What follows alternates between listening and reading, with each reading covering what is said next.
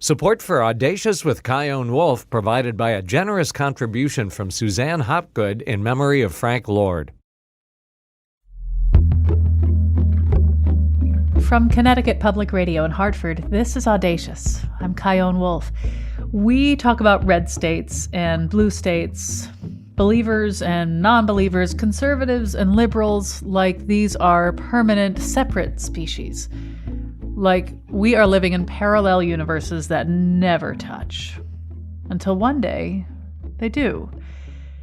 So what happens when the kidney you donated saves the life of someone who prays to a God that you do not believe in and votes for someone you'd never support? And what if the kidney that's keeping you alive came from someone whose beliefs directly oppose your worldview in just about every way possible? That's the story of Kerry Kennedy and Joey Shervey, two people who have very little in common except a kidney. Hers. His now. She's a liberal, queer, vegan, atheist living in Brooklyn, New York. He is a conservative Christian Republican from Moneta, Virginia. The odds that they'd ever meet and become friends? Somewhere around zero. The odds that she would be his perfect medical match? About 1 in 100,000. And yet, today they join me together to tell the story of their 2024 transplant, a chain of coincidences so improbable and precise that it almost feels like some sort of cosmic choreography. And later in the show, you'll meet Lindsay Vigu. She's a photographer who, after seeing a small sign on the wall at a diner, decided to donate her kidney to a stranger, and it changed her life in ways she could not possibly have imagined. But let's get back to Kerry and Joey. The trouble started for Joey about a decade before the transplant, just when things were looking up. He became a high school graduate. He was super athletic and fit. He loved to swim and play golf and basketball, and he decides he'd like to enlist in the Marines. But after they run him through a bunch of tests, they sent me a letter denying me service because they found excess protein in my urine, which is actually something to cause a little worry on. But everything was going fine. I got my associates in HVAC, blue collar worker, and I got to work at a company for about 2 or 3 years, and I got sick. This is in 2022. I got into a severe coughing fit. My blood pressure when I went to the doctor was incredibly high. We were talking 170 over 120, 110. And so my doctor wanted me to take a blood test to see what was going on. The next day, he tells me that it looks like your kidneys are failing, and it's looking bad. And so he says, I got you fitted in for a nephrology lab test tomorrow. You have to go for it. It turned out after the tests that I was in end-stage renal failure. I was in the final stages, and I went through peritoneal dialysis surgery. And then I also wanted to try hemodialysis surgery. So I got the port in my arm for that, to try that out, try to keep things as normal as possible, try to go back to work. Unfortunately, hemodialysis is a torture for those who have gone through it. I fully sympathize with you. It's not the best feeling. And I ended up sticking with manual peritoneal dialysis 4 times a day, every 4 hours, which then it got bumped down to 3 times a day, every 6 hours for my ladder until I met Kerry. Now, at this point, Joey thought that at best, it would take 5 to 7 years to get a kidney, most likely from a deceased donor. And there's a twist. Joey has O-negative blood. That means he's a universal donor, but he can only accept O-negative blood. That narrows down his possibilities. Now, a little bit about Kerry's life. It's 2013, the year before Joey graduates high school, and they don't know it yet, but this is when the tendrils of their very different lives just begin to intertwine. At this point, Kerry is 30 years old and feeling kind of reflective. A dear friend of hers was having a tumor removed from his kidney, and she began to learn about kidney donation, which she seriously thought about doing. And I chickened out just because I wasn't sure I was in a really stable place, health-wise, financially, mental health-wise. So I put it in the back of my mind. But it had always been kind of like tickling my brain for years and years. And last year, I turned 42, and I feel like I'm currently at the epitome of my mental and physical health. And I'm also not getting younger. And I was like, you know what? If I'm going to do it, this is the time. So I Googled it, went on National Kidney Registry, and I registered to be what's called an altruistic donor. And what do you know? NYU Langone is a hospital right nearby me in New York City, and they are a partner of the National Kidney Foundation. So I was able to easily sign up to get evaluated with them. And so I started that process of evaluation, which includes tons and tons of blood work, a full day at the hospital, like a 6 to 8 hour day at the hospital of different tests and scans, all very easy. It's really just boring, a lot of waiting around. And I was really excited at the prospect of finally doing this thing that had been sort of whispering to my subconscious for so long. The reaction from my loved ones was not very excited. And I've since learned from talking to other donors that this is a pretty common phenomenon, that loved ones are not excited to find out that someone they care about is choosing to go under anesthesia and have surgery that could potentially be risky. So I couldn't wait to tell two of my closest friends and mentors, Jack and Lori. I got them on a group call and I said, I want to let you both know that I made this really important decision. I'm very, very happy about it. I decided I'm going to donate a kidney. And they're like, wow, okay. Are you sure? And I'm like, yeah, I'm sure. And they said, just do us a favor. Just think about it for a week before you decide for real, and then call us back. And I was like, all right. But I really wasn't going to think about it. I was just humoring them because I'm like, I already made this decision. I have the appointments for the medical tests and whatever. But sure, I'll think about it, wink, wink. I later learned that the reason they asked that is because they didn't want to put any undue influence on my decision by telling me they knew of a person in need of a kidney, their neighbor, Joey. So when I called them back a week later and said, oh, I thought about it. Meanwhile, I'd been thinking about it for like almost 15 years. I'm definitely doing it. They said, okay, well, then we'd like to tell you something. We happen to know of a young man. He is in desperate need of a kidney. You probably wouldn't match him, but any chance you would, and I just said yes. So I think if anything good can come from Joey and me doing this episode, I want people to know things that I never knew about kidney donation. One, if you have a loved one who needs a kidney and you're not a match, you can still ensure they get a kidney. There's a kidney exchange program, and that's what I said I would do for Joey. I donate a kidney through the National Kidney Registry. In exchange, they prioritize my loved one to find them a match. It would accelerate Joey's race to find a kidney by years. He would go from waiting 5 to 7 years to maybe waiting a year. In addition, for me being an altruistic donor, I can name 5 loved ones who would be prioritized in the same way in the future if one of them should ever be in need of a kidney. And the kidney registry has something called a donor shield, meaning they will reimburse the donor for every expense related to the donation, including travel to the hospital for every test, including my caregiver's travel, including unpaid time off of work.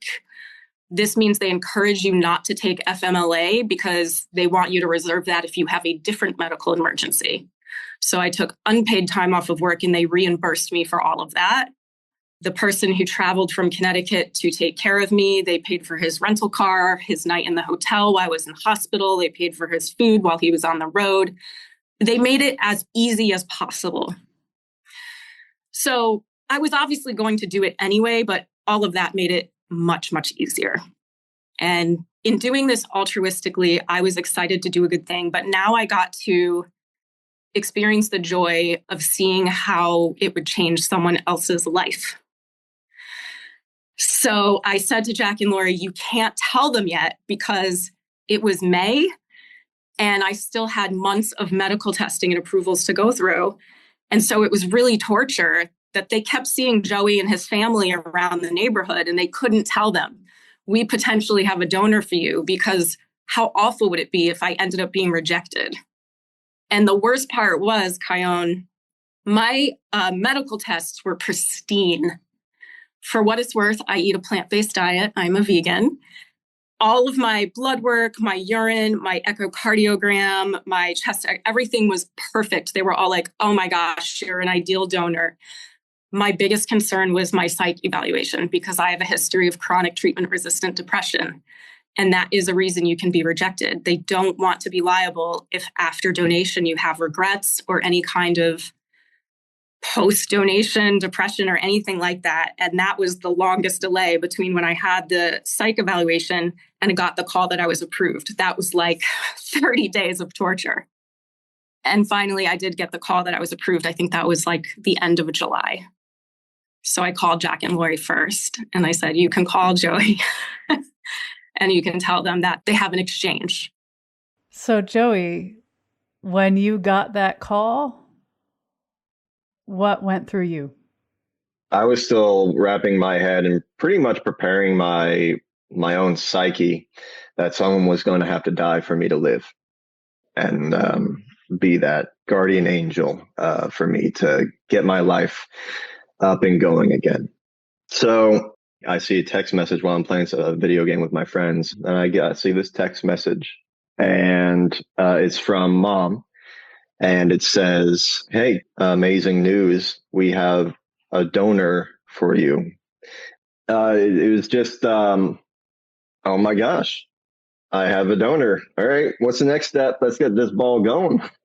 It really, truly set in after we made first contact with Kerry and why she wanted to do this whole thing, which is just, oh my gosh, someone from out of my state that just happened to know some people. And I'd like to reflect more on that for you, on how these crazy, whether it's the act of God or a crazy coincidence or the life just aligning up properly, that all this amazing blessing just happened.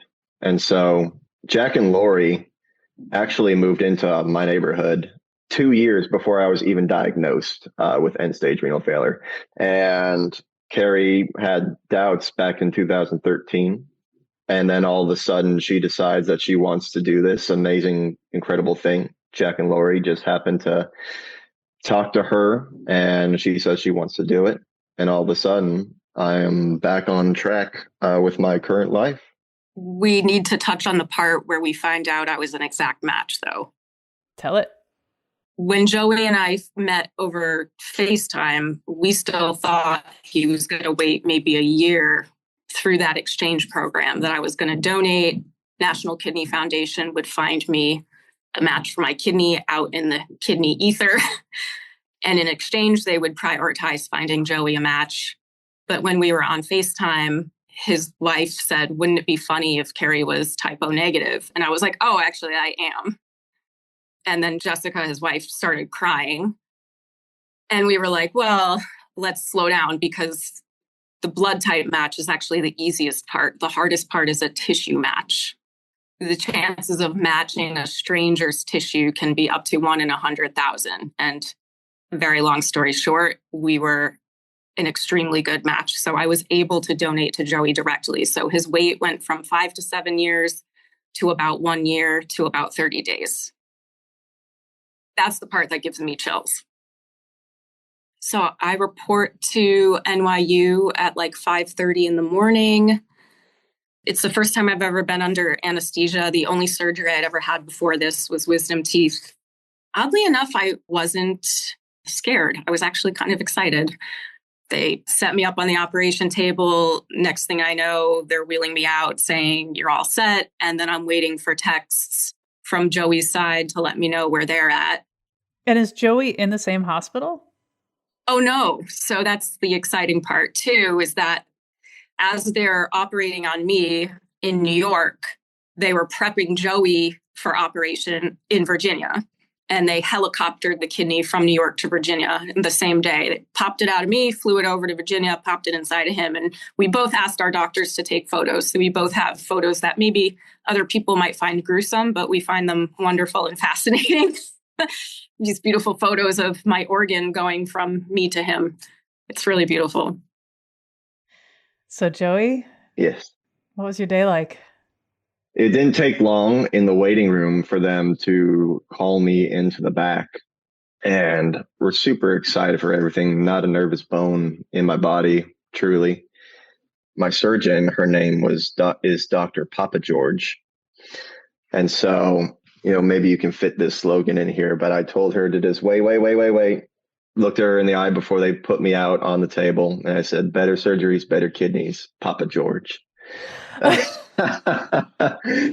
And they said, all right, good night. And that's when I woke up.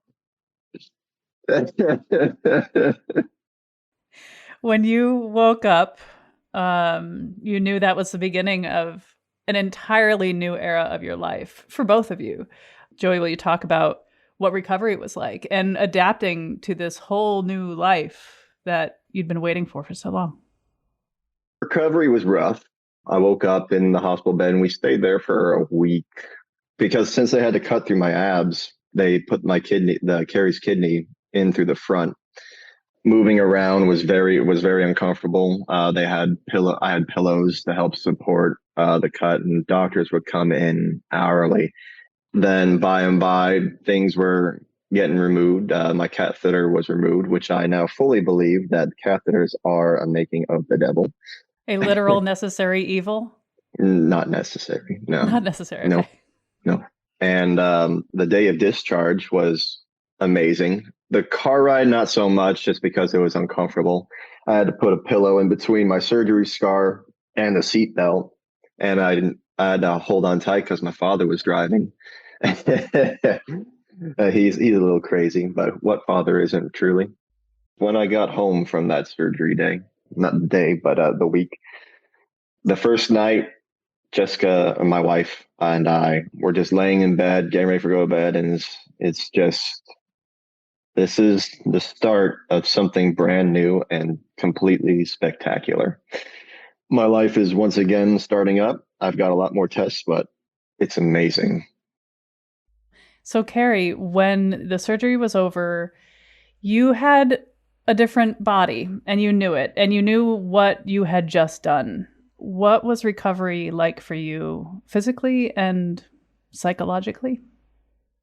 I went home the next day. The most uncomfortable part was that they put a lot of gas inside your body to perform the surgery, and you have to walk around to get the gas to move out of your body. And that is literally the most uncomfortable part. And it felt for the first few days like every time I moved around, it felt like I could hear and feel my organs sloshing around inside my abdomen. Like I'm imagining that there's this extra space in my abdomen and that my organs are just like, I'm sure a lot of it was psychosomatic, but that was what I pictured in my head. But other than that discomfort, pretty uneventful. I couldn't lift anything above 30 pounds for about a month. So what?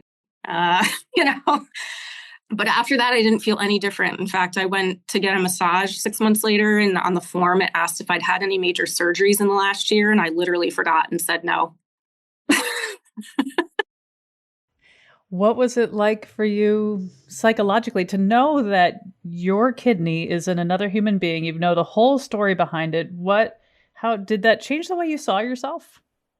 No. I guess it changed the way I saw other people a little bit. What do you mean? A lot of people said, what if you give your kidney to a person and they abuse their body and it fails?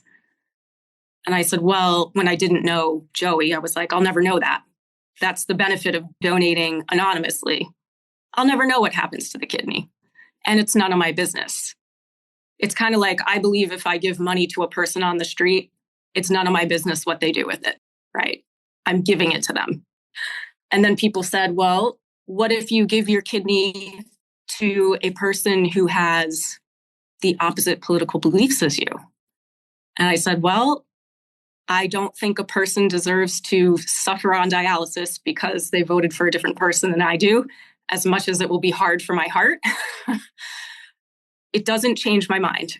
And it's not something Joey and I really address, but I know that we have very different beliefs. So what? People have said to me like, wow, it's really a shame your kidney didn't go to someone who's just like more aligned with you and your values. And I'm like, no, I'm kind of grateful that, number one, I get to know the person because I get to share in the joy that I see in Joey and his wife and his parents. And number two, I think it would be like too neat and perfect and tied up in a nice little bow if my kidney went to someone who was just like me. It's almost like, what's the point of that? Like, in terms of growth and being challenged and growing as a person, I get to be close to Joey in a way that probably I would never be this close to a person of his background and of his values and of his belief system under any other circumstances. And if it's okay, I think this is an important thing to talk about. And I'd like the people who listen to this episode to consider if you're both willing to talk about just how very different you are. And yet. So Joey, how would you describe the differences between you and Kerry in the context she's talking about? Well, to be honest, like she said, we never really dove deep into it. And for me personally, political matters, religious matters, they can twist and contort how we feel about each other in the flesh. It makes it look like the other person is either an opponent or an enemy. And in today's world, you see a lot of that. But in the end, our hearts want what's best for what our beliefs are. And so for me, I voted Republican and I'm a Christian. I guess you could say I'm a cliche. But I will never shut someone out who needs help. And that was part of my self-reflection in these years of dialysis and recovery, is that we should also be accepting the other side and combining our ideas and to make each other stronger. Yeah, talk about combining. That's literally what you've done. Kerry, how would you describe yourself in the same context as Joey did? It's really easy to see a person who votes for an administration that I feel actively works against my human rights as a person who doesn't care about me as a human in the abstract. But Joey's not an abstract. He's a very sweet, loving, good-hearted young man. And the first time we met in person was actually like maybe a month before surgery. I had already planned a trip to visit Jack and Lori. So we all got together. And I think, Joey, you said something about you wanted to tell me about how you got into Bible study after you got sick. And you said something like, I apologize about talking about God or whatever. And I'm like, I'm not offended if you talk about God. I'm only offended if you make me want to talk about God, and we're very understanding of each other in that way. And, he wrote me a beautiful card. We celebrated our 1-year surgery anniversary last week. And he said, I understand you're not a woman of faith, but I thank God for this gift and such and such. And I said to him, I'm not a woman of faith, but I wouldn't want you to change who you are to accommodate that. Like, I love you and appreciate you as you are. I love that you have my kidney. I know that you don't vote because you don't believe I should have rights. It's complicated. I'm not going to lie. It's complicated. But I'll also say, Joey, and I haven't said this to Joey before, When I had previously planned that first visit to Jack and Lori, I brought my partner with me at the time, Elsie. Elsie goes by they, them, but was assigned female at birth. And so Joey's family met Elsie, embraced them. I believe, Joey, your dad, cried at one point and gave Elsie a huge hug and a kiss and thanked them for supporting me through this journey. And a lot of people might assume that West Virginia Republicans who were Christian, who voted Republican, would automatically ostracize and hate people like us. And that was the opposite experience that we had. So it's just a lot less black and white, and it's a lot more difficult for me to feel the things that I used to feel in a good way. That was Kerry Kennedy. She's joined by Joey Shervey, who received her kidney in September of 2024. When we get back, hear more about how their relationship has grown. We are pretty close to polar opposites coming together, and still wanting the best for each other is definitely probably the freshest breath of fresh air that we could probably have in this world right now. Then, meet a woman whose experience as a living donor turned out to be the beginning of a career devoted to educating people about organ donation. I see with our donor families, oftentimes that they know that their loved ones goes on in others is a huge part of their healing process and their grief, knowing that they continue on. I'm Kyone Wolf. This is Audacious. Stay with me. Oh, why won't you give me your kidney, your kidney, your kidney? Why won't you give me your kidney? It's just courtesy. Look it up, it says that you got two. That's one for me, that's one for you. Stop your wiggling, the incision is precise. This is Audacious. I'm Kyone Wolf. What happens when your politics don't match, but your organs do? Kerry Kennedy doesn't typically like to categorize herself, but for the purpose of this episode, she describes herself as a queer, liberal, vegan atheist. And she's an artist who loves taking care of animals and making delivery people laugh. She added living organ donor to that list in September of 2024. That's when her left kidney was removed, and she says she remembers that it was her left one because it, quote, left her body. Also, she is politically on the left. That kidney was then flown from New York City to Joey Shervey, who was waiting with his wife and family in a Virginia hospital. Joey describes himself as a conservative Christian Republican who also loves airsoft guns, meticulously painting miniature figurines, and playing Dungeons and Dragons with his friends. Let's get back to our conversation.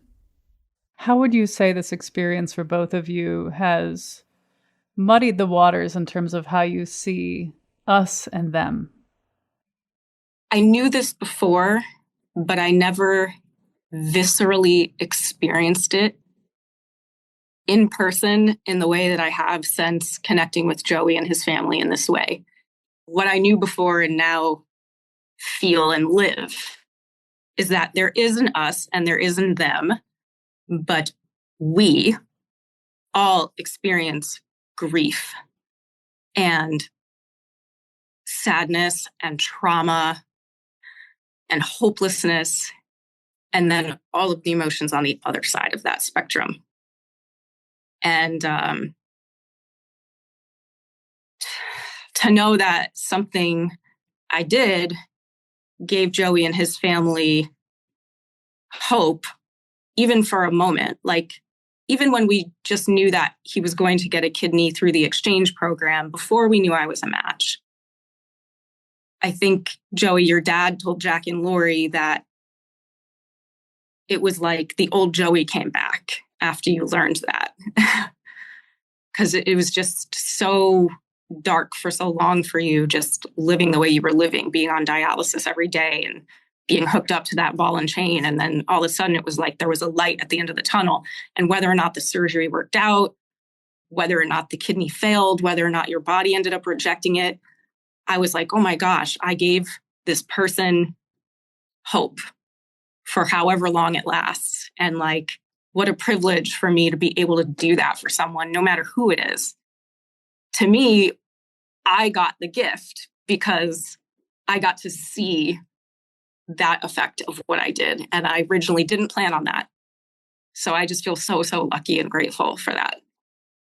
Sometimes you just get this worry that things have gone so far in the world that they just are irreparable.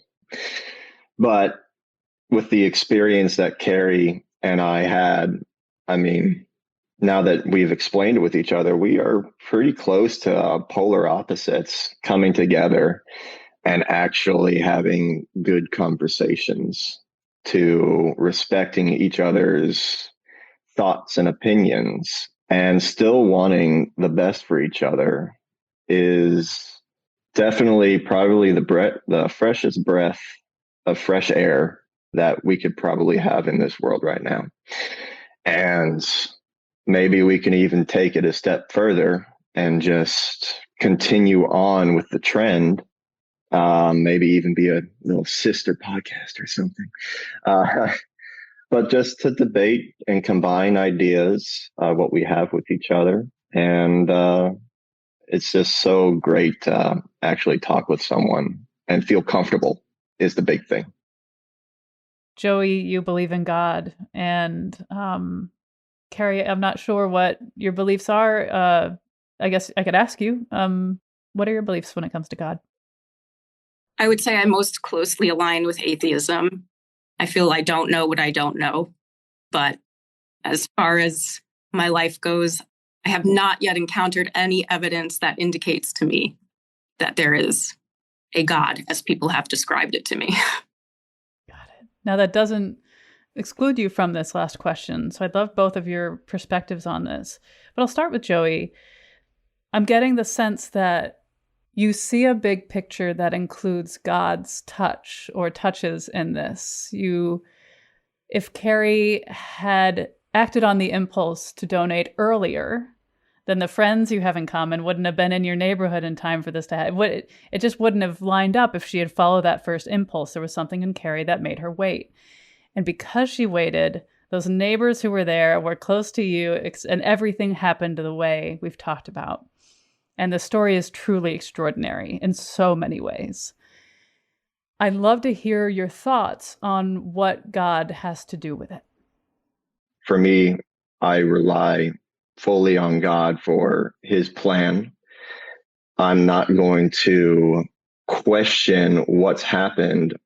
I only endure and ensure that my fortress is on solid ground so I can stand strong. That solid ground for me is God. Through the 3 years now of self-reflection, meditation, and Bible reading, it truly doesn't matter what a person truly is. All I want to focus on is their heart. It was that card that I wrote for Kerry, understanding that she's not a woman of faith, but the soul or spirit inside of her is truly a beautiful, magnificent thing.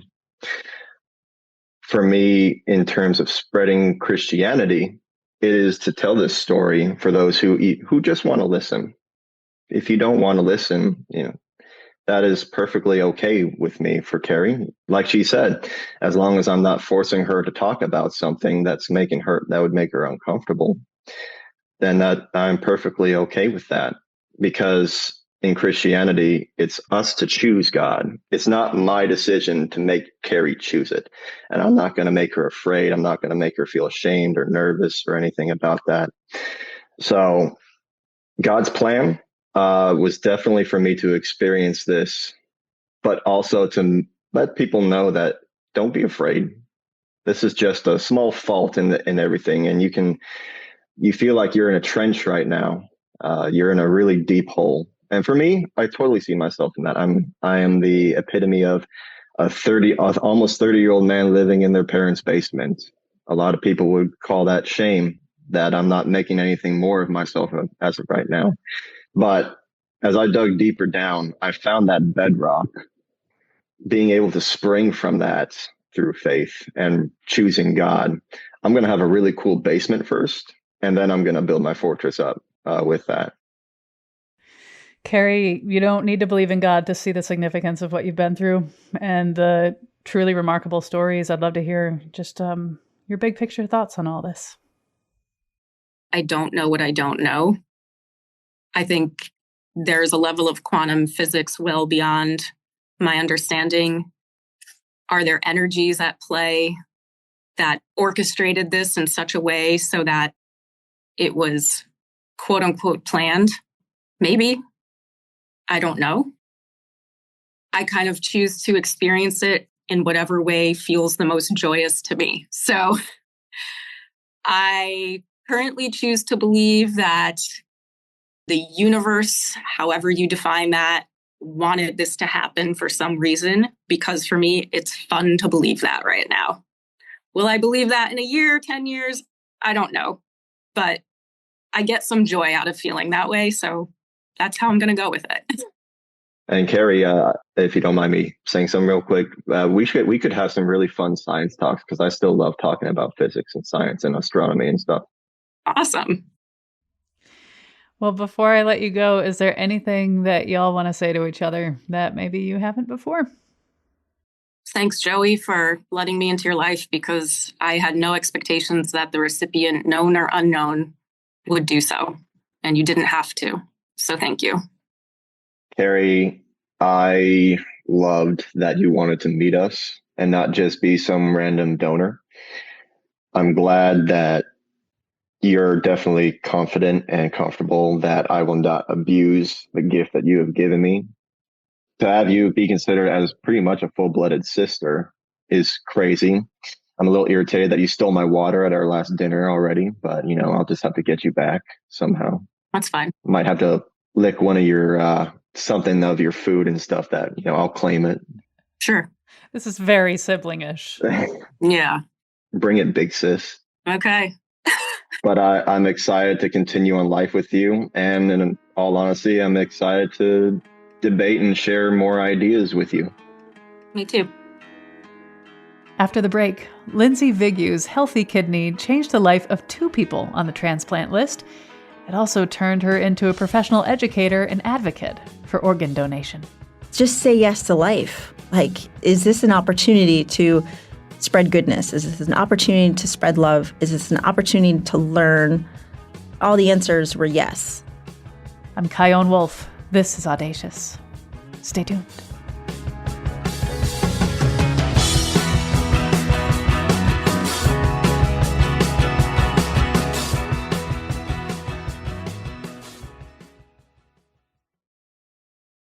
This is Audacious. I'm Kyone Wolf, and we're hearing stories about unexpected gifts that come after donating a kidney. In 2019, Lindsay Vigue was living life in Bristol, Connecticut as a photographer who became a kidney donor, and just 3 years later became the executive director of Donate Life Connecticut. Here's what happened. Lindsay and her wife, Jess, were at their favorite breakfast spot when they saw something posted on the wall by the door. There was a sign, and it was a really minimalistic piece of paper that just said that someone in Bristol needed a kidney. They were blood type A, and if you're interested, contact the Hartford Transplant Center with the phone number. And there was something about it. I just kind of looked at it. I don't know. There was just something about it that spoke to me. And I looked at Jess, and I was like, I don't know. I think I could do something like that. Maybe I want to do something like that. But then I kind of let it go. I didn't have any of the education. I didn't know much about it, and so fear sets in. I guess that's what happens, right? When you don't really know about something, you just have some reservations about it. But I think sometimes there's just these signs, and when you're meant to do something in this life, it'll show up again. And sure enough, it did. I came home one night, and Jess was watching something on YouTube completely unrelated to organ donation in any regard. But, when you're watching YouTube, sometimes it says recommended for you. I sat down next to her and it said, recommended for you, the truth about living kidney donation. And I was like, what is this? And sure enough, it was a TED Talk by Dan Drew, who was the former mayor of Middletown, Connecticut. The idea that you could contribute a piece of yourself to someone else so that they could be there for their kids at their wedding, so that they could be there when their kids go away to college, so that they could live a happy and fulfilling life, was an incredibly satisfying experience, and one that was extraordinarily worthwhile, and one that doesn't necessarily match up with the misconceptions that are out there about organ donation. And that was the inspiration for me to go back to the diner, take down the transplant number, and make that first phone call. So when you went through all the testing and you were totally approved to do this and it was time for surgery, what was going through you? I felt completely open and ready. And it was interesting because, so the man in my hometown, we actually were a perfect match. Pete, my buddy Pete. But they found out that he needed open heart surgery before he could receive his kidney transplant. So at the time, because I had only been a photographer, I really had like a slower season during the winter season. So I had asked, could we do the surgery closer to the end of the year in the wintertime? And they said, well, he probably won't be ready until spring or summer. And so they said, well, here's an option, though. You could do the exchange program. Your kidney will go into sort of the national database and the National Kidney Registry, and your kidney will just go to anyone who you are a great match to. And what you do is you get this voucher, and it will bump him up to the top of the transplant list. And so December 4th of 2019, I went into surgery, and my left kidney went to an 18-year-old in Brooklyn, New York. His name is Cameron. And it was great. Like, I got a letter from him and his mom maybe a couple months after surgery, and it was just the kindest thing. I actually keep it at my bedside table. His mom, Monique, she sent me a picture of him on Mother's Day, which was really, really sweet, especially because I've never given birth in this life. But this was such a unique way for me to take something that had grown inside of me and give new life outside of my body. And so to get that picture on Mother's Day meant so much to me. And Pete received his kidney from a man in Michigan in, I believe it was June of 2020. How did you go from donating a kidney to becoming the executive director of Donate Life Connecticut? Because that is wild. So remember that YouTube video and the former mayor of Middletown? He was still the mayor at the time. I reached out to him and I said, I just wanted to let you know that I came across your TED Talk and I had seen a sign in my hometown of Bristol, and it inspired me to go back to the diner and call the transplant center. And I'm donating in December, and I just wanted to say thank you. And he wrote me back and he said, that's incredible to hear. And he invited my wife and me to lunch in Middletown, and we got to know each other. And we just sort of like became like subsequent friends. And so that was back in 2019. Fast forward to 2022. Dan calls me and he said, hey, Linz, I have a job I think you'd be interested in. I said, sure. What kind of photos do you need? Because that's all I've been doing for the last 15 years. And he said, actually, I'm the co-chair of Donate Life Connecticut, and we're currently looking for a new executive director, and I think you'd be great. I said, can you just give me like 24 hours? Let me put some thought into this. And over the next day, I just thought, just say yes to life. I mean, this is sort of even how I got myself into becoming a living kidney donor, was just say yes to life. Like, is this an opportunity to spread goodness? Is this an opportunity to spread love? Is this an opportunity to learn? All the answers were yes. And so I called him the next day and I said, yes, I will interview for the position. And it has this one decision I made in 2019 to become a living kidney donor has transformed my life in the most beautiful of ways. When you think about people who are hearing this conversation, what sort of things do you, as the executive director of Donate Life Connecticut, hope they take away from it? From a personal standpoint, I always think that this mission is about love. What else is this life if we aren't giving love? In this realm of transplant and organ donation, there's two ways. One is to become a registered donor on your driver's license. If you're an iPhone user, you can sign up right on the health app within your iPhone, which is great. Android will be having that feature soon as well. There are still a lot of myths and misconceptions, and there's been a lot that has been in the media that's been swaying perspectives, and people, I get emails of people wanting to come off the transplant list. I have no access to the list, but I tell them where to go to take themselves off.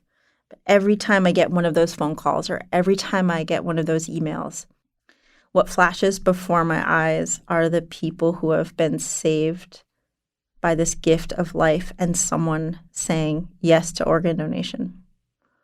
On the drive here, I had a beautiful conversation with my friend Dennis, who's a heart transplant recipient. And if it weren't for his donor saying yes, putting that heart on his driver's license, I don't know if I'd have that conversation. And he has taken that gift. Dennis has taken that gift of life, and man, he has just paid it forward multitudes of time. And what a beautiful legacy of love. I see with our donor families, oftentimes that they know that their loved ones goes on in others is a huge part of their healing process and their grief, knowing that they continue on. They've changed generations of life by this one decision of saying yes to organ donation. And living donation. I mean, this is an incredible piece that there are 100,000 people waiting in the country right now, about 10,000 people waiting, mostly for kidneys in Connecticut alone. And that we have the opportunity to actually save someone's life while we are alive. You can donate one of your kidneys, and it changes nothing in my life. Nothing has changed for me. If anything, all it's done is make my life more beautiful and more rich. And you can also become a living liver donor.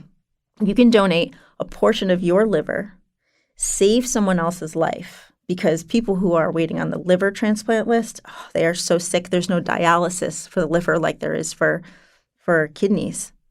You can save someone else's life, and your liver will just grow right back within like a month and a half, 2 months.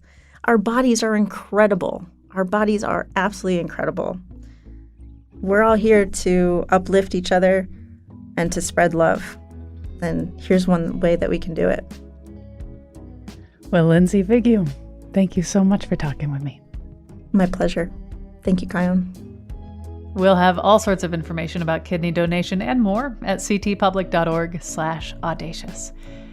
This show is always lovingly produced by Jessica Severin DeMartinez, Meg Fitzgerald, and Robin Doyon Aitken at Connecticut Public Radio in Hartford. We have another episode you might like featuring Robert Chelsea. He was the first African-American full-face transplant recipient. This transplant is another reason for me to rejoice and be grateful. And we talk with Dr. Clive Callender, who's a professor of surgery at Howard University College of Medicine, and he's the founder of MOTEP, the National Minority Organ Tissue Transplant Education Program. You can hear him at ctpublic.org/audacious and subscribe wherever you get your podcasts. Stay in touch with me on the socials at Kion Wolf. You can always send an email to audacious@ctpublic.org. Peace.